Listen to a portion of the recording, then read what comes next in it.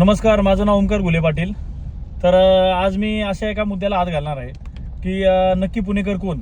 तर आता आपण पाहू शकता हा शनिवार वाडा की नक्की पुणेकर कोण। तर हा प्रश्न मला मी फर्ग्युसन महाविद्यालयामध्ये असताना एका मित्राने विचारला होता। तर आपल्या सर्वांना माहिती आहे फर्ग्युसनमध्ये अनेक राज्याच्या कानाकोपऱ्यातून लोक शिकायला येतात। तर त्याने मला विचारताना असं विचारलं होतं की पुण्यामध्ये म्हणजे अरे कुठे चालणार।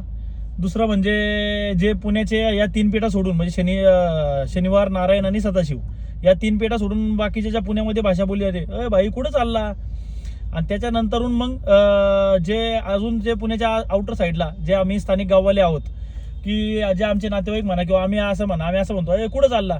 तर ही जो नक्की टोन आहे तर ते नक्की पुणेकर कोण। तर मी म्हटलं की हे तिन्ही पण पुणेकरांचेच टोन आहे।